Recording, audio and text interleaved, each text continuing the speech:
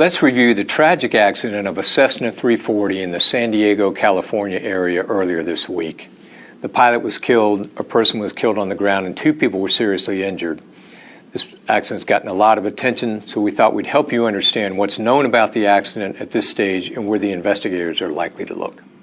Just a quick summary of the accident itself. A Cessna 340 flown by a single pilot from Yuma, Arizona to Montgomery Field, San Diego. During the descent phase of the flight, the pilot is cleared for runway 28 right approach into Montgomery Field, circle to land runway 23. During that approach, he's vectored off because he never intercepts the localizer. And in that vector back around for a second attempt, the pilot loses control and crashes into a nearby neighborhood. Air 22 Golf, turn left heading 210, descend and maintain 3,800. 3,800, 210, 2 Golf. Air 22 Golf, turn right heading 250, join final. 250, join final for 2 Golf. And 2 Golf, do you say clear for the ILS to it, right? Air 22 Golf, you're 4 miles from Penny, descend and maintain 2,800 until established on the localizer. Cleared ILS, runway 28 right, circle to land, runway 23. Clear for the ILS to it, right? For runway 23, 2 Golf. Yes, sir. Descend and maintain 2,800 until established on the localizer. 2,800 till established on the localizer, 2 Golf. Air 22 Golf, traffic 2 o'clock, 3 miles southbound, 5,000 descending, 4,000 to C-130. They are restricted above you. Caution, right turbulence. Copy, 2 Golf. Air 22 Golf, looks like you're drifting right of course. Are you correcting? Correcting for 2 Golf. Is 2 Golf clear for runway 23? 22 Golf, you're not even tracking the localizer. I need you to fly. Actually, cancel approach clearance, climb and maintain 3,000. 22 Golf. 3,000, 2 Golf. Maintain 3,000. Low altitude alert, minimum vector altitude in your area of 2,800. Climbing 2 Golf. Air 22 Golf, climb and maintain 3,800. 3,800, group. Air 22 Golf, turn right heading 090, re-vectors to final. 090, 2 Golf. Air 22 Golf, turn right heading 090, climb immediately, maintain 4,000. 1,000, climbing immediately, 2 Golf. Okay, it looks like you're descending, sir. I need to make sure you are climbing, not descending. Golf is climbing. Air 22 Golf, say altitude. 2,500, 2 Golf.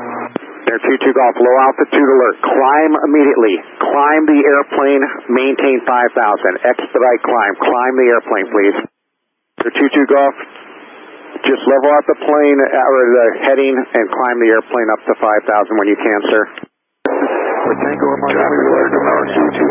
o'clock and a half mile, 1,500. You appear to be descending again, sir. Are you, say altitude? Cessna 7022 Golf, SoCal approach. So let's take a look at the factors that the investigators will look at as they try to determine the cause of this accident. Starting with the pilot. The pilot was highly experienced in this airplane. This was his airplane that he had over 1,000 hours in. Commercial, IFR rated, flying on a Class 1 medical. He lived in the San Diego area but commuted to work in Yuma, and he bought this airplane in part to help with the commute back and forth from Yuma to his home in San Diego. He'd flown the airplane, it appears, about 19 times since September 1st, and flown this exact route 5 times, and flown the other direction 5 other times. So he's very familiar with the airplane, very familiar with the route, and it appears he was proficient. The Cessna 340 is a capable airplane made for this kind of flying and this kind of commuting that the pilot was using it for. The fuel systems can be tricky. The tip tanks are the main tanks on a Cessna 340.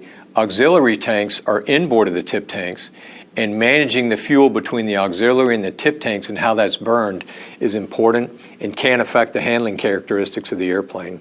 The NTSB will certainly take a look at fuel management as best they can. Given the destructive nature of the crash, that'll be difficult for them to do. Avionics-wise, it was upgraded with Garmin avionics to include a Garmin GFC 600 autopilot. The pilot was known to take meticulous care of his airplane and spared very little expense in the upgrades to both the engine, the avionics, and the interior. Conditions for the flight En route weather at cruise, the winds were out of the northwest and pretty strong, 40 knots or more. Based on FlightAware tracking, we can see some erratic airspeed control at cruise, which likely indicates the pilot was experiencing some turbulence at cruise. And on the VFR chart, about 30 miles northeast of the accident site, there's a caution for pilots to be aware of the potential for severe turbulence in the area.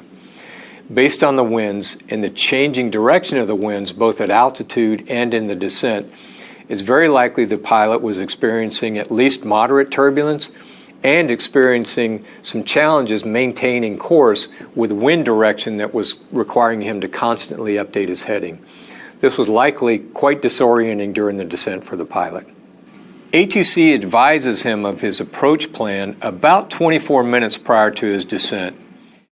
Circle of November 702 to Golf, checking in 10,000, information is here, Montgomery. Flight Cessna 7022 Golf, Scout approach, vectors ILS, runway 2 right at Montgomery, and expect runway 23. We'll expect runway 23, vectors for the ILS for 28 right.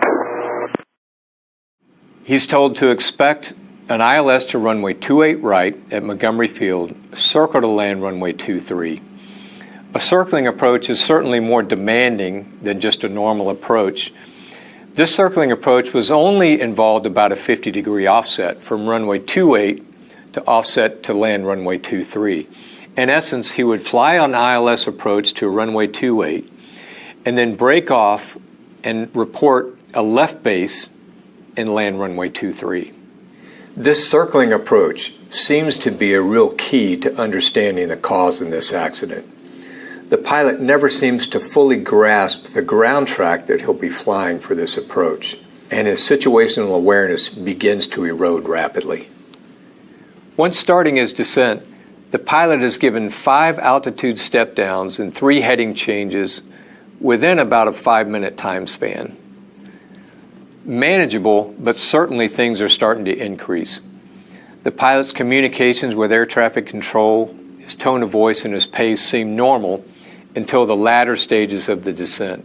Clear for the ILS 28 right, for runway 23 to Golf. As he's descending in to intercept the localizer to runway 28 right, he never does intercept the localizer and requests to transition to runway 23.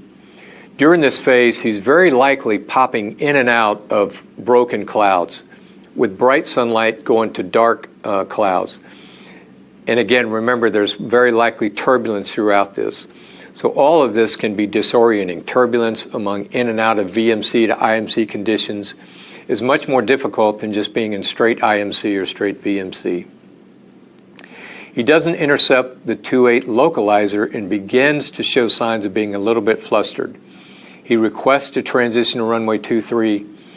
ATC denies that and advises him that they're going to vector him back around and attempt another approach. So in essence, ATC can tell that the approach is somewhat erratic. They're going to vector him back around to intercept the ILS to 28 again and try the whole procedure again. But during this vectoring is when things really begin to erode. The pilot's airspeed control is erratic, changing by upwards of 60 knots or more. His altitude control is also erratic, changing by 600 feet or more during a short time span.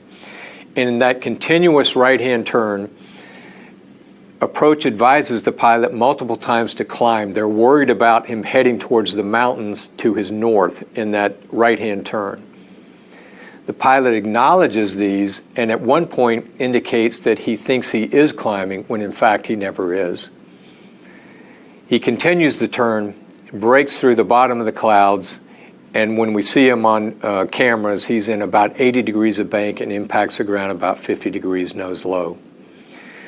The latter stages of this, both the pilot thinking that he's climbing when he's not, ATC constantly urging him to climb, and a high airspeed, high angle of a bank, are what seem to indicate a loss of control by the pilot and potential for spatial disorientation.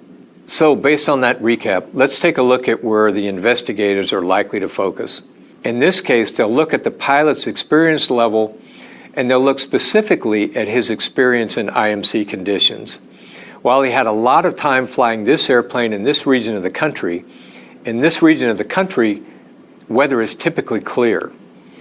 So how much actual IMC time did the pilot have, and whether or not that lack of experience could have contributed to spatial disorientation is certainly a place the NTSB will look.